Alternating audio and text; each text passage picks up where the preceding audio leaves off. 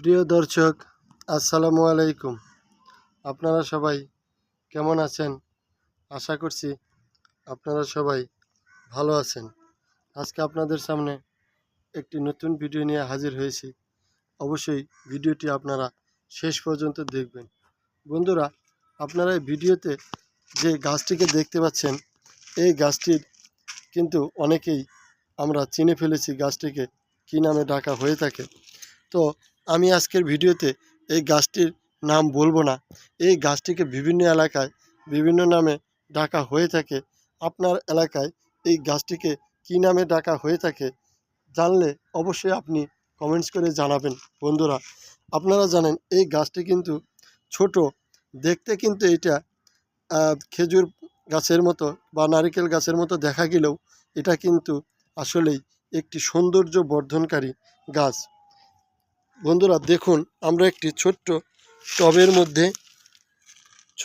টবের মধ্যে আমরা প্রথমে মাটি দিয়ে এটা ভরাট করে নিয়েছি।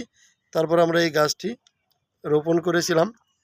এখন গাছটিতে দেখেন ডাল হয়েছে অনেক, এবং এই পাতাগুলো কিন্তু অনেক সুন্দর দেখা যাচ্ছে।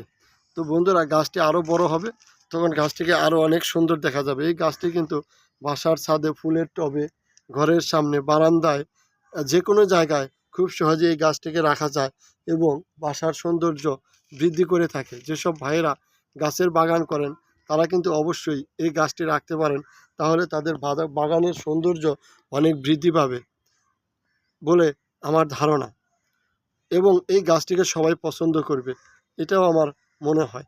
আমাদের এই ভিডিওটি যদি আপনাদের কাছে একটু ভালো লেগে থাকে বা এই গাছটিকে যদি আপনার ভালো লেগে থাকে, তাহলে অবশ্যই এই ভিডিওতে একটি লাইক দিয়ে চ্যানেলটি সাবস্ক্রাইব করে দিবেন এবং বেশি বেশি শেয়ার করে দিবেন। যদি কোনো মন্তব্য থাকে তাহলে কিন্তু আমাদেরকে অবশ্যই কমেন্টস করে জানাবেন। সবাইকে ধন্যবাদ।